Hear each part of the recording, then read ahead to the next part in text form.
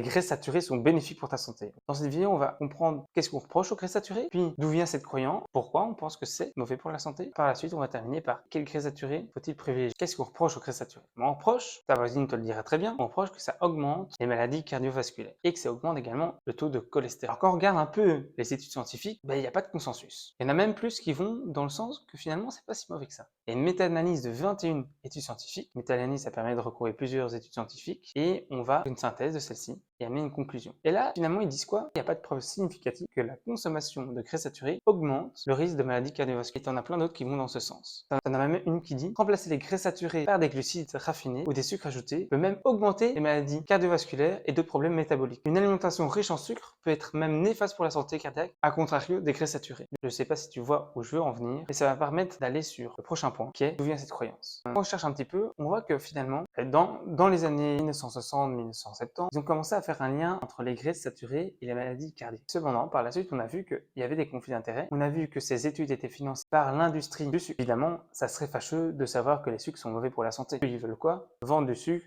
commencer un petit déjeuner riche en sucre pour bien commencer la journée et pour être bien fatigué. Et il y a même une étude publiée dans le Journal of the American Medical Association a montré que les chercheurs ont été payés par l'Association nationale des producteurs de sucre. Et c'est pour ça qu'il faut toujours regarder qui a financé cette étude. La personne qui a financé l'étude, elle n'a pas envie que cette étude aille contre elle. Et c'est pour ça qu'on a trouvé comme bouc émissaire les graisses saturées. Est-ce que ça a amené? C'est très simple. On a évincé quasiment tous les graisses saturées pour les remplacer par le sucre. Et on a de plus en plus ajouté de sucre pour compenser aussi le goût de la graisse. Il faut savoir que la graisse, ça donne du goût. Et ça contribue à augmenter le taux d'obésité, de diabète, de problèmes de santé, et qui sont maintenant largement reconnus comme étant liés à la consommation excessive de sucre. Et ça fait qu'augmenter. Du coup, si c'était réellement très saturé le problème, pourquoi on n'a pas tous des gens en pleine santé? Pourquoi on a de plus en plus d'obèses? Maintenant, on arrive à la troisième question. Quels sont les rôles des graisses saturées? Premier point, elles permettent une meilleure santé cardiaque. Oui, à contrario de ce qu'on pense. Les graisses saturées vont permettre à maintenir l'intégrité des membranes cellulaires et sont nécessaires à la production de certaines hormones. Le deuxième rôle des graisses saturées, c'est la fonction cérébrale. Il faut savoir que le cerveau est composé à plus de 60% de graisses saturées. Les graisses saturées, c'est les graisses qui se rapprochent le plus des graisses qu'on stocke dans notre cœur. Il y a même une étude de l'université de Yale qui a montré que les graisses saturées permettent de protéger contre les maladies dégénératives. Et on sait que maintenant, il y en a de plus en plus et de plus en plus jeunes qui ont des maladies d'Alzheimer. Le troisième rôle, ça permet une bonne énergie. Une énergie beaucoup plus constante que l'énergie du sucre. L'énergie du sucre, ça va faire une pique d'insuline.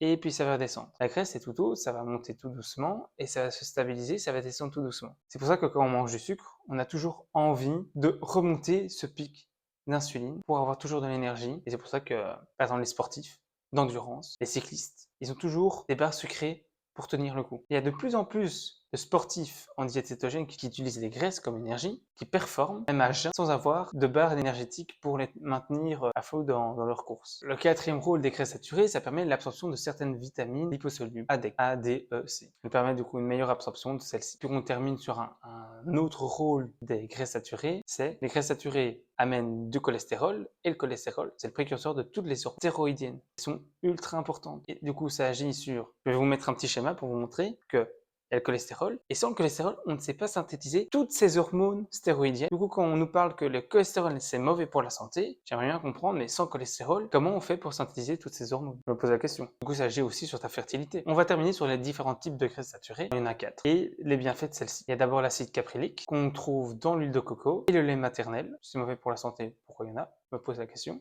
Il est antiviral et permet de stimuler, d'améliorer le système immunitaire. Le deuxième, c'est l'acide laurique, qu'on retrouve aussi dans l'huile de coco. L'huile de coco, c'est une très bonne source de graisse saturée, au passage. L'acide laurique, on le trouve aussi dans le lait maternel, c'est dans l'acide palmitique. Lui, il est essentiel pour la structure des membranes cellulaires et pour le stockage de l'énergie. On le trouve principalement dans l'huile de coco, les produits laitiers et la viande. On dit que c'est mauvais. Surtout la viande rouge, très grasse. Je terminerai par ce petit point-là qui est intéressant aussi. Et puis on termine par l'acide butyrique. Lui, c'est un acide gras à chaîne courte. Et lui, qu'est-ce qu'il fait? Il permet quoi? Il permet de nourrir les cellules du côlon. Et du coup, il est important pour la santé intestinale. Et lui, on l'obtient principalement par la fermentation des fibres alimentaires dans le côlon. Alors le dernier point, j'espère que tu auras changé d'avis, tu aurais pris conscience que maintenant il faut diminuer tes glucides et augmenter tes graisses saturées. Tu pourras le dire à ta voisine si jamais. Et du coup, les graisses saturées, principalement tu as l'huile de coco, le beurre cru, tout ça bio, s'il te plaît, pour éviter les pesticides, et la viande rouge. Et la viande rouge, mais bien grasse. Maintenant, toutes les viandes rouges ne se valent pas. Il y en a qui sont plus riches en oméga 6 que d'autres. J'en parlerai dans une autre vidéo si ça t'intéresse. Mais à retenir, si tu consommes une viande rouge, choisis la bio et nourris à l'air. Pourquoi? Parce que les toxines se stockent dans les graisses. Et quand tu vas manger de la viande avec de la graisse, tu vas manger ces toxines. C'est pour ça qu'il faut toujours privilégier de la viande de bonne qualité, bio et surtout nourrie à l'herbe,